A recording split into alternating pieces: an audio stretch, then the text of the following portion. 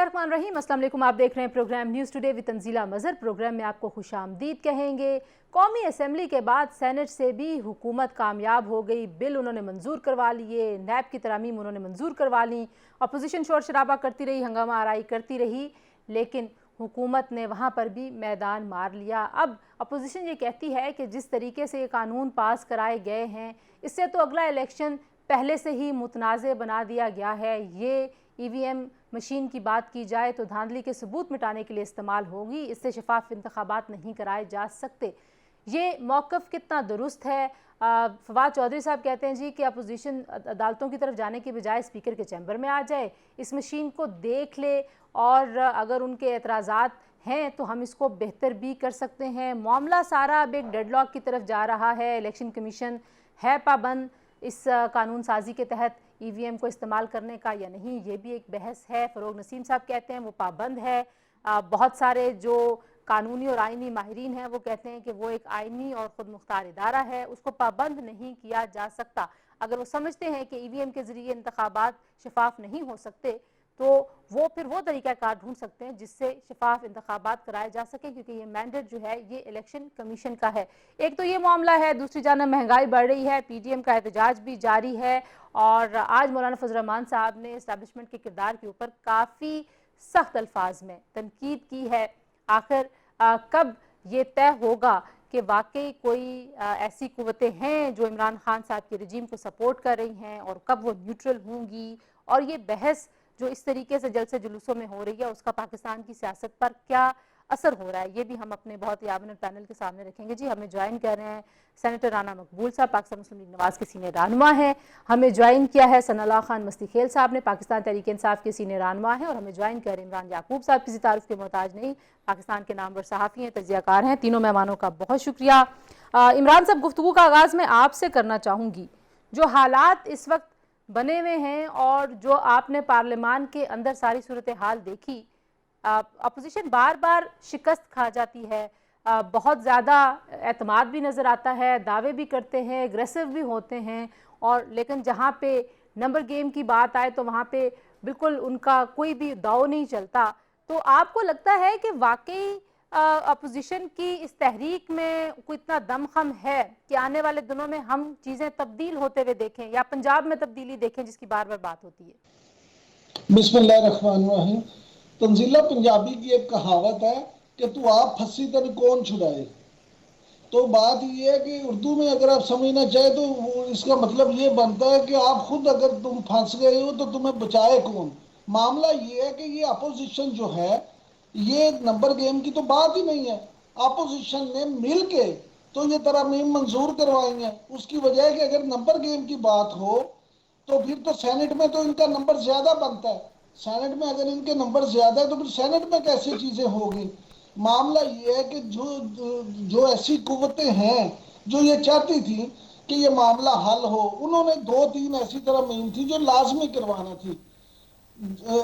हमारे जो वाकफान हाल है उनके मुताबिक स्टेट बैंक वाली तरमीम और कुलभूषण यादव वाली तरमीम, ये दो ऐसी तरमीम थी जिन पे इंटरनेशनली हमारे पे बड़ा दबाव था, जिनकी मुल्क को इस वक्त रियासत पाकिस्तान को शायद उनकी जरूरत थी। इससे एक इख्तलाफ हो सकता है, लेकिन उनका मौकफ ये है कि इसकी जरूरत थी।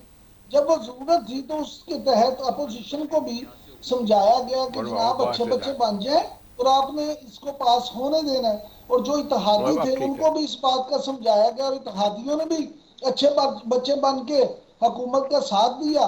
अपोजिशन ने भी कहा चलो अच्छी तो बात है, हो जाए बाद में। फिर वो सियासत किस लिए थी? वो रूठना मनाना, वो उसूल की बातें, वो जमहूरियत की बका, इस्तेहकाम, फिर वो क्या है? नहीं, वो अपनी जगह है। इसका मतलब ये नहीं है कि अपोजिशन जो है जमहूरियत की बका नहीं चाहती या जमहूरियत का ख्याल नहीं है या उन्हें हुकूमत का ख्याल है या मुल्क का ख्याल नहीं है। ये सारी चीज देखें, मुल्क की रियासत पाकिस्तान की कीमत पे कोई सियासत नहीं हो सकती और ना ही होनी चाहिए। अगर अपोजिशन को ये नजर आता है कि किसी बात में जाहिरी तौर पे हमें हार कबूल करके भी पाकिस्तान का फायदा होता है तो मैं समझता हूँ इसमें कोई बुरी बात नहीं है। ठीक है। लेकिन अगर अपोजिशन जो है वो अपनी, आपने जो सवाल किया था उसका आखिरी हिस्सा भी जवाब ले लें कि मैं समझता हूँ कि अपोजिशन की जो तहरीक ये शुरू करने जा रहे हैं उसको पजीराई भी मिलेगी और अपोजिशन अपने शोज भी लगाएगी। इन तरह मीम का मतलब ये नहीं है कि अपोजिशन ठुस हो गई है, अपोजिशन में जान है और वो आपको जान नजर आएगी।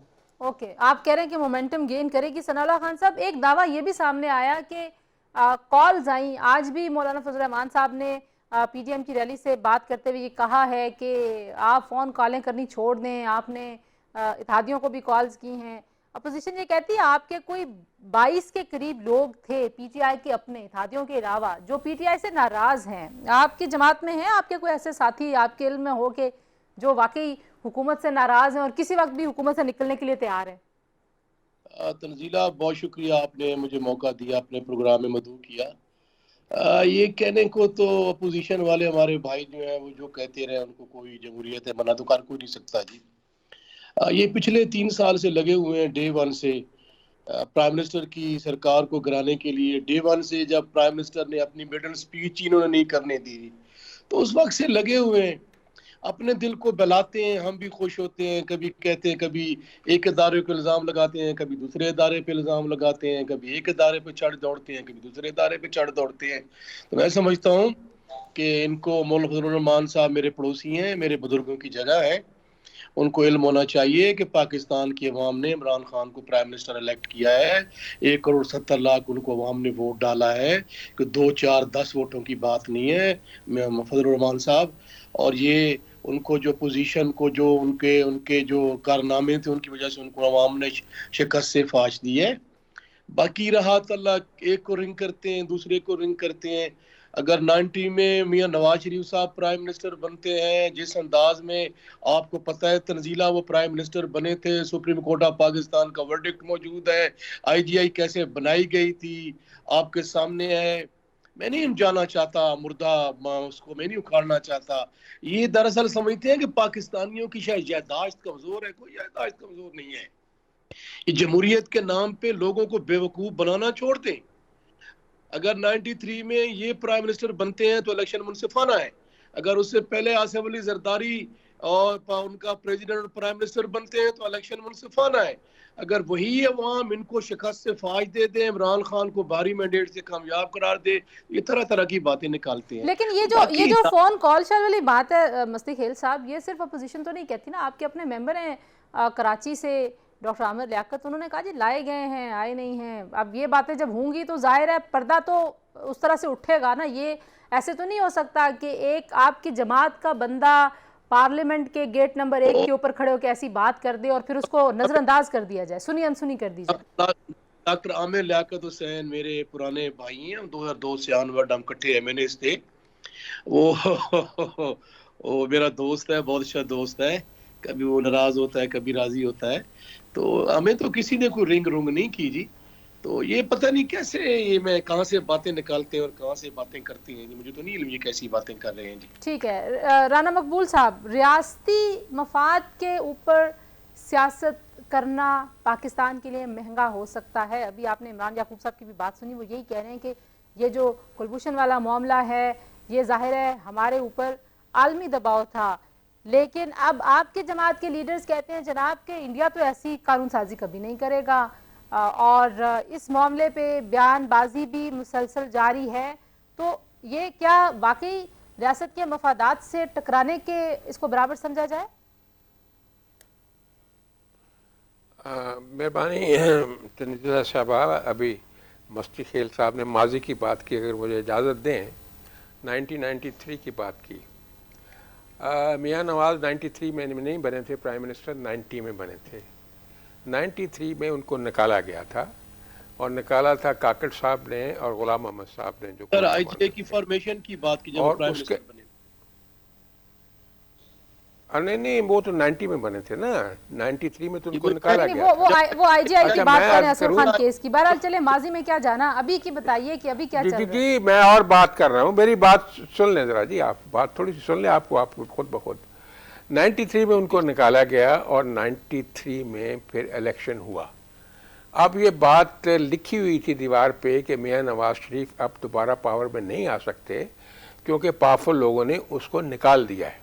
और जब इलेक्शन हुआ 93 का, तो आप वोटों की तादाद देख लें, लाहौर की 9 सीटों में से 8 सीटें, गुजरांवाला की सारी सीटें, पिंडी की सारी सीटें, down the line he had almost one the elections.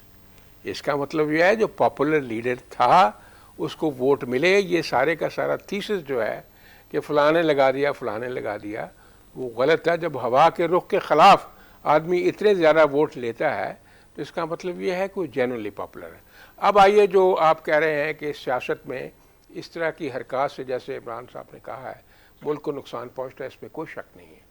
हमारा प्रॉब्लम जो है जो हुकूमत के साथ वो ये है कि ट्रस्ट डेफिसिट की इंतहा हो चुकी है। आपस में इतनी ज़्यादा हॉस्टिलिटी है कि एक दूसरे को अकोमोडेट करने के लिए तैयार ही नहीं है। इसमें जो ख़ास तौर से जो गवर्नमेंट का रोल है, अब लीडर ऑफ द हाउस और leader of the opposition no doubt मुख्तलिफ पार्टियों के होते हैं, मुखालिफ पार्टियों के होते हैं, लेकिन जब नेशनल इंटरेस्ट की बातें होती हैं तो उसमें बैठते हैं, पार्टिसिपेट करते हैं। आप मुझे बताएं कि पार्लियामेंट्री सिक्योरिटी जो कमेटी, उससे ज़्यादा अहम कौन सा फोरम हो सकता है जिसमें इंटरनल सिक्योरिटी और इंटरनेशनल सिक्योरिटी के इश्यूज सामने आते हैं, लेकिन लीडर ऑफ द हाउस ने कभी वो अटेंड नहीं की। इसका क्या मतलब है कि कम्युनिकेशन नहीं है, और जो बेसिक प्रिंसिपल्स हैं हेल्दी पॉलिटिक्स के, वो कम्युनिकेशन के बगैर नहीं चल सकते। राणा साहब, अगर आप लगे हाथों की खातिर ये करना पड़ता है। ठीक है, आप अगर इस बात पे भी जवाब दे दीजिए कि सेनेट में तो आप लोगों के पास अक्सरियत है, तो फिर सेनेट से कानून कैसे पास हो जाते हैं? फिर सेनेट में आप लोग जो मेरी आप अर्ज सुन लेना, आप मेरी अर्ज सुन लें, मैं आपको एक्सप्लेन कर देता हूँ। क्या फनकारी है कि जनाबे वाला कि 12:30 बजे जुमे का वक्त है, लोग नमाज के लिए उठ गए हैं, तो आप सप्लीमेंट्री ले आते हैं, और ना वो सप्लीमेंट्री एजेंडा किसी को दिखाया जाता है, और ना सप्लीमेंट्री एजेंडा के जो लॉ हैं वो लाए जाते हैं, ना नोटिस दिया जाता है, ना ये सारे के सारे लॉज जो हैं कमेटीज़ को भिजवाए जाते हैं, ये सीधा ट्रैम्पल कर दिया जाता है।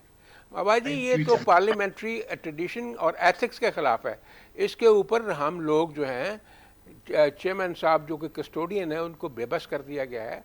हम लोग कलेक्टिवली और इंडिविजुअली एक जो है privilege, breach of privilege move कर रहे हैं हाउस का चेयरमैन के लिए, क्योंकि हाउस का खुद वो प्रिविलेज जो है ब्रीच करते हैं।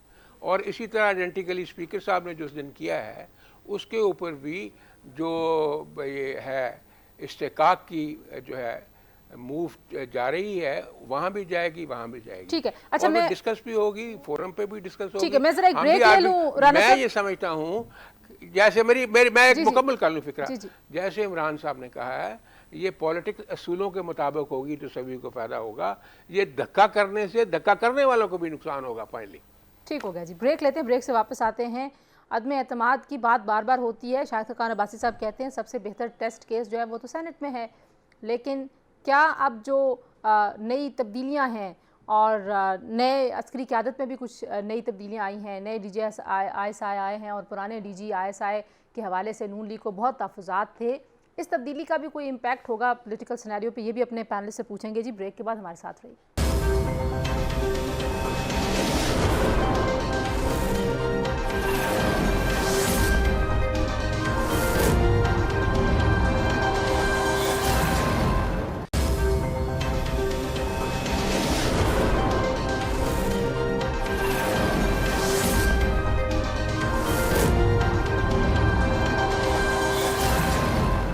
जी, ब्रेक के बाद आपको खुशामदीद कहते हैं प्रोग्राम न्यूज़ टुडे में। और मस्ती खेल साहब, पहले तो ये जो गिला है बार बार, और ये एक आपसे, आपकी जमात से, चाहे वो कौमी असम्बली हो, सेनेट हो, कि आप जो पार्लिमानी रवायात हैं उनकी पासदारी नहीं करती PTI। और ये जो अभी कानून साजी पास हुई है, आप बेशक कहें कि जमहूरी तरीका यही है कि जो नंबर्स में ज़्यादा हैं वो कानून पास करेंगे, और ज़ाहिर हुकूमत ऐसे ही कानून पास करवाती है, लेकिन अपोजिशन कहती है आपने बुलडोज किया है सारा का सारा प्रोसेस, तो क्यों ऐसे है कि वो वर्किंग रिलेशनशिप आपका नहीं बन पाया पार्लियामेंट के अंदर?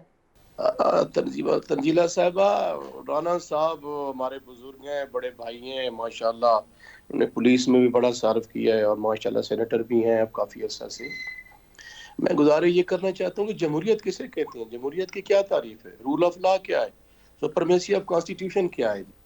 एक प्रोसीजर है, सेट प्रोसीजर है। 1.5 साल से ये बिल्स जो हैं वो पेंडिंग पड़े थे। कमेटीज ने उस पर डेलिब्रेशंस की, अपोजिशन की कमेटी बनी, हमारी कमेटी बनी, उनकी डेलिब्रेशंस होती रही, वो डिलेइंग टैक्टिक्स इस्तेमाल करते रहे।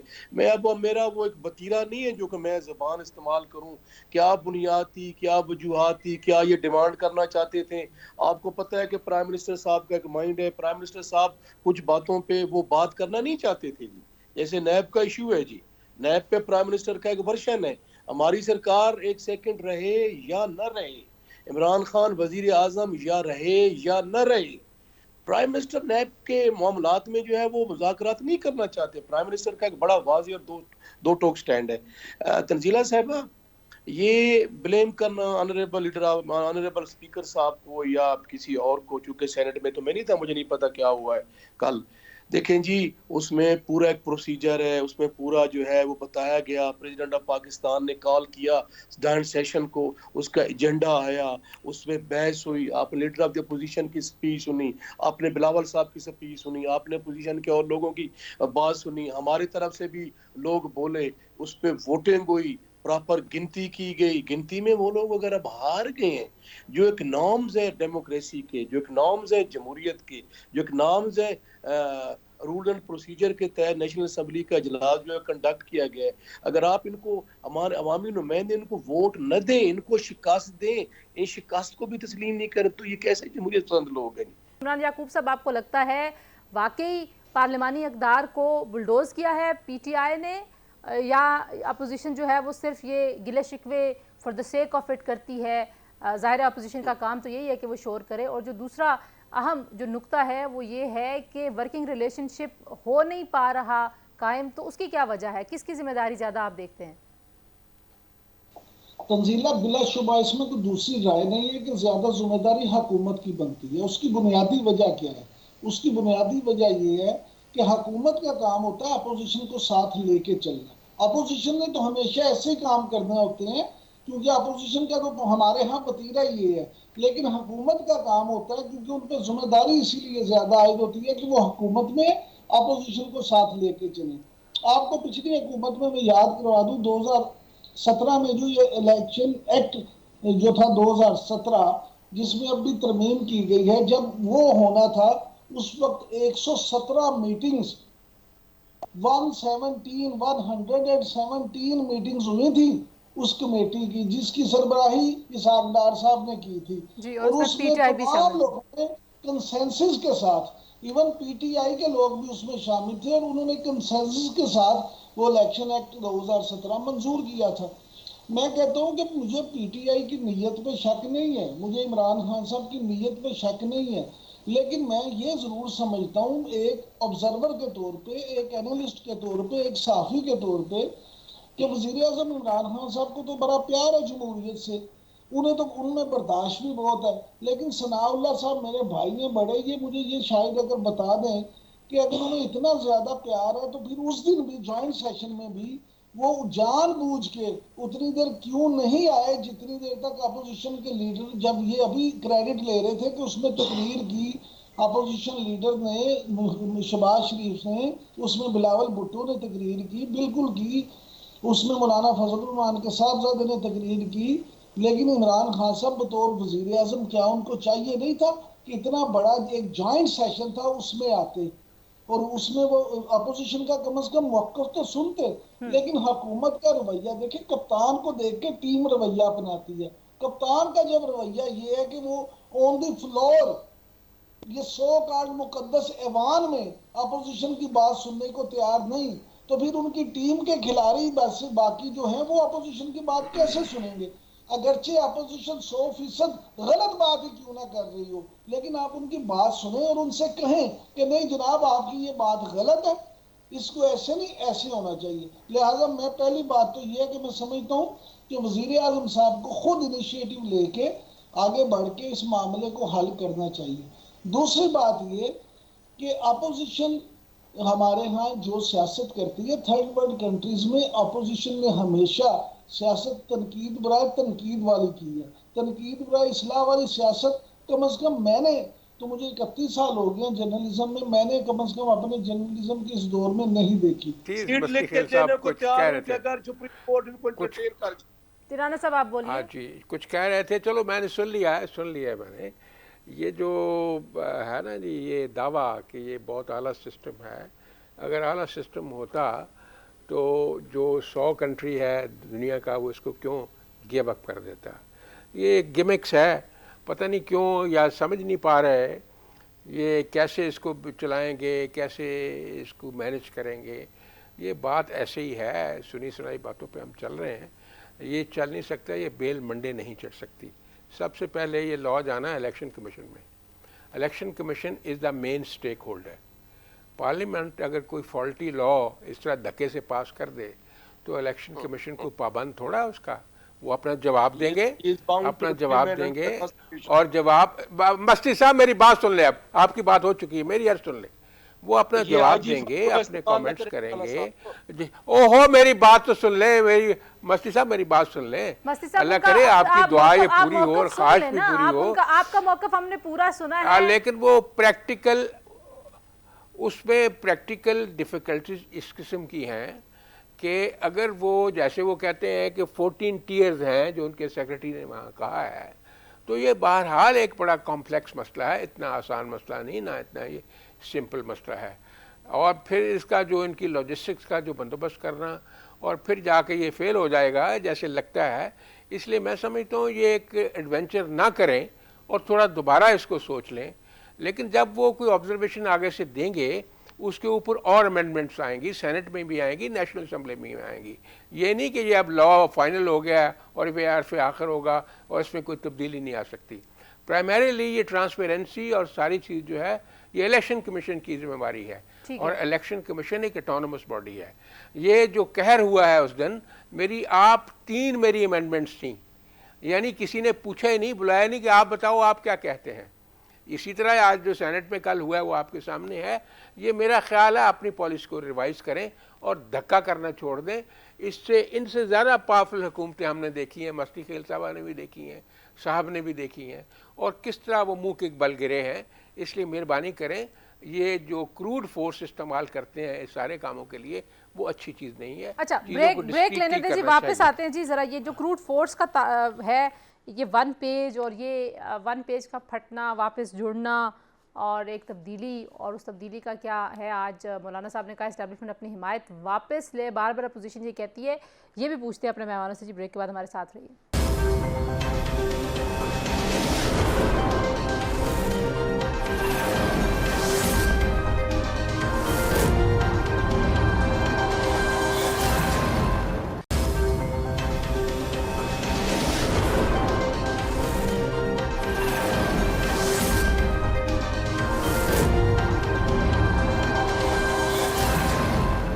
प्रोग्राम में एक बार फिर आपको खुशामदीद कहते हैं जी। बगैर किसी तमहीद के इमरान साहब, ये जो इस्टेब्लिशमेंट की हिमायत का इशू है और अपोजिशन कहती है न्यूट्रल हो जाएं, आप सिर्फ न्यूट्रल हो जाएं, और न्यूट्रल होंगे तो हुकूमत जो है वो फिर अपने कदमों पर कायम नहीं रह सकेगी, और नए DGISI आने की वजह से भी अपोजिशन को लगता है कि शायद हालात उनके लिए साजगार होंगे। आप इसको कैसे देखते हैं? तंजीला, मैं अगर आपसे ये कहूँ कि इस्टेब्लिशमेंट न्यूट्रल हो चुकी है, तो फिर अब आप अगर इस पैराए में देखें कि जी अगर न्यूट्रल हो गई होती तो ये तरामीम कैसे होती, तो मैंने पहले आपको वजह बता दी थी कि उसमें कुछ मजबूरियां थी। मैं ये समझता हूँ कि 1 पेज वाला जो कॉन्सेप्ट था वो अब उस तरह से नहीं है। अब इस्टेब्लिशमेंट न्यूट्रल हो चुकी है, वो अपोजिशन के लिए और हुकूमत के लिए, दोनों के लिए एक सा ही रवैया रखना चाहती है। अब जहां तक बात ये है कि अगर न्यूट्रल हो गई है तो फिर मौलाना फजलुर रहमान साहब ने आज इतनी सख्त गुफ्तगू क्यों की, तो मैं ये समझता हूँ कि मौलाना फजलुर रहमान साहब जो हैं, देखिए उनके पास एक स्ट्रीट पावर है, वो एक अपोजिशन के ना सिर्फ रहनुमा है बल्कि एक अपनी दीनी सियासी जमात के सरबराह भी हैं। तो शायद उन्हें गुस्सा ज्यादा है, वो ज्यादा गुस्से में है और अपना आप उनसे छुप भी नहीं रहा, अपना गुस्सा छुपाया भी नहीं जा रहा। हालांकि मैं जाती तौर पे समझता हूँ कि मौलाना साहब इंतहाई जीरक सियासतदान है और शायद असेंबली में बैठे बहुत सारे सियासतदानों से बेहतर सियासत को समझते हैं, लेकिन वो अब ये रवैया इसलिए अपनाए हुए हैं कि अगर इस्टेब्लिशमेंट न्यूट्रल हो गई है तो दोबारा से वो किसी साइड पे ज्यादा झुकाव ना कर दे, अब वो न्यूट्रल ही रहे और उन पे थोड़ा सा वो दबाव भी डालने की कोशिश कर रहे हैं कि ठीक अब है, आप इस ठीक तरह है। ना वक्त करें। क्योंकि कम है तो राना साहब, ये जो इमरान साहब दावा कर रहे हैं कि हो चुकी है न्यूट्रल, और बहुत सारे लोग और भी कहते हैं कि वो वन पेज वाला कॉन्सेप्ट अब नहीं रहा। शायद हकान अब्बासी और आपके दीगर जो सीनियर रहनुमा है वो कहते हैं देखिए जी, टेस्ट केस सेनेट हो सकता है कि सेनेट में अदम एतमाद लाई जाए। क्या आप लोग वो रीटेस्ट करना चाहते हैं जो चेयरमैन के इलेक्शन में जिस तरह से हुआ था? देखिए, ये तो पार्टी कंसेंसस से फैसले होंगे कि क्या करना है, लेकिन कितनी बदकिस्मती की बात है हमारे मुल्क की कि हम इस्टेब्लिशमेंट की बात करते हैं, वो आएंगे, ये करेंगे, वो करेंगे।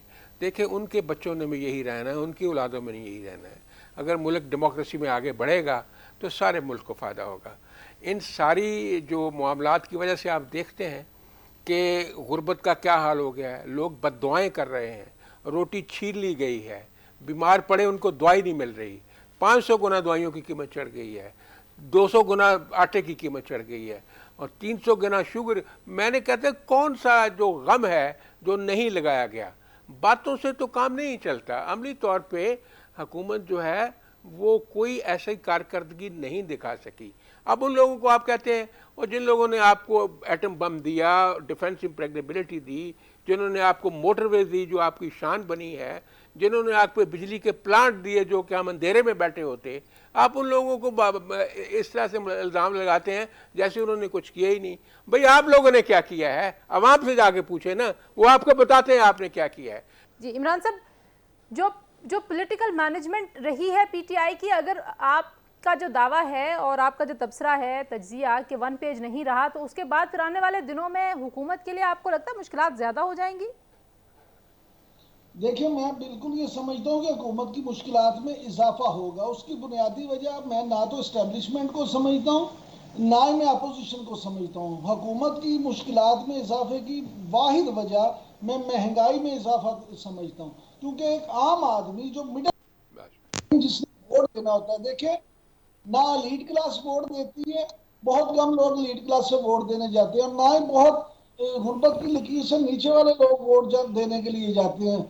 वाइट कॉलर जो फैमिलीज हैं वो जाती हैं वोटिंग के लिए, और वो सबसे ज्यादा मुतासर है इस वक्त महंगाई से। कोई अपने बच्चों को फीस नहीं दे पा रहा और किसी के घर का राशन नहीं चल रहा, बिजली गैस ये सब हुकूमत को भुगतना पड़ेगा। जी मस्तिखेल साहब, लास्ट कमेंट। गैस का बहरान है, महंगाई बढ़ रही है, हर चीज़ महंगी है, कैसे आप इसको मैनेज करेंगे? चलें आपकी पॉलिटिकल मैनेजमेंट को भी एक तरफ छोड़ दें, ये मामला कैसे सीधा होगा? बातें तो काफी करने वाली थी और मेरे ख्याल में बड़ी बातें और दो टोक थी, लेकिन चलो आपका जो सेगमेंट आपने दूसरा सेगमेंट शुरू कर लिया, मैं चूंकि यहाँ बैठा हूँ आमने सामने होता तो अच्छे अंदाज में उनको पोर्ट्रे करते। जी जी जरूर, इंशाल्लाह नेक्स्ट टाइम जरूर करेंगे, लेकिन अभी महंगाई के ऊपर बता दीजिए हुकूमत क्या करेगी? सच्ची this is a hard reality. I am a public rep, I am public voice, मैं अवाम का नुमाइंदा हूँ, मैं अवाम हमसे खफा है इस चीज़ पे। जी महंगाई है, इससे अगर कोई इनकार करे तो ये मैं समझता हूँ कि he is living in the fool's paradise जी। लेकिन ये महंगाई क्यों है, कैसे है, व्हाट आर द रीजंस, इसके पीछे क्या है, उसकी वजह ये क्या ये सिर्फ पाकिस्तान में महंगाई है, पूरी दुनिया में महंगाई है, यूरोप में, अमेरिका में, फार ईस्ट में, मिडल लेकिन ईस्ट उनकी में। शरह देखें ना महंगाई की, वो 1-2% होगी, हमारे यहाँ देखिए डबल डिजिट्स में चली गई। तंजीला मैं चूंकि आई बिलोंग टू बखर, I am sitting in south Punjab, तो मैं जमींदार हूँ, यहाँ पे देहात की कुछ सिचुएशन कुछ और है। आप चूंकि शहर में बैठी, आप शहर की कुछ सिचुएशन कुछ मैं और भी है। एक गांव से हूँ जी, मैं भी एक गांव से शहर में आई हूँ। जी जी चलो एट द मोमेंट तो इसमें कोई शक नहीं, इसमें कोई शक नहीं, महंगाई है। और इंशाअल्लाह ताला अल्लाह सुब्हाना व तआला करम फरमा, कोरोना आया हुआ है, कोरोना ने पूरी दुनिया को लपेट में लिया हुआ है, उसके बहुत ज्यादा नुकसानात हुए हैं, अल्लाह ताला करम फरमाएगा। खान साहब जो है उसकी उन्होंने बड़े कंक्रीट पॉलिसीज दी हैं, उसमें सास प्रोग्राम है, हम हेल्थ कार्ड दे रहे हैं, राशन कार्ड दे रहे हैं, फूड कार्ड दे रहे हैं, अब डायरेक्ट सब्सिडी जो है वो प्रोग्राम लॉन्च हो गया है। हम हर शहरी को 5 लाख रुपया दे रहे हैं बिला सूद, हर देहात को 5 लाख दे रहे हैं। इंशाअल्लाह उससे काफी हद तक मैं समझता हूँ ब्रीफ सा कमेंट इमरान साहब मुझे आपसे चाहिए कि अब ज्यादा लड़ाई हम कहाँ देखेंगे? पार्लियामेंट के बाहर देखेंगे, सारी लड़ाई अदलिया के पास जाने वाली है, या पार्लियामेंट के अंदर माहौल इतना ही खराब रहेगा? Last comment. आपको पार्लियामेंट के अंदर, पार्लियामेंट के बाहर, अदलिया के अंदर, अदलिया के बाहर, हर जगह पे अब लड़ाई नजर आएगी। मैं फिर आपसे कह रहा हूं कि अब इलेक्शन तक आपको मौसम और माहौल दोनों खासे गर्म नजर आएंगे। बहुत शुक्रिया जी इमरान याकूब साहब, सनाउल्लाह खान मस्ती खेल साहब, राना मकबूल साहब, आप तीनों का बहुत शुक्रिया। गुफ्तगू आपने सुनी जी, सियासी हालात का कुछ तज्जिया हमने आपके सामने पेश किया है। हुकूमत के लिए सबसे बड़ा चैलेंज अगरचे महंगाई है, लेकिन अवामी दबाव, अवामी तहरीक, अपोजिशन, PDM, ये सब मिल के हुकूमत के लिए चैलेंजेस बढ़ा सकते हैं। और अगर उसमें 1 पेज की सपोर्ट भी ना हो तो यकीनन हुकूमत के लिए मुश्किलात काफ़ी बढ़ सकती हैं। आज के लिए इतना ही, अपना ख्याल रखिए, अल्लाह हाफिज़।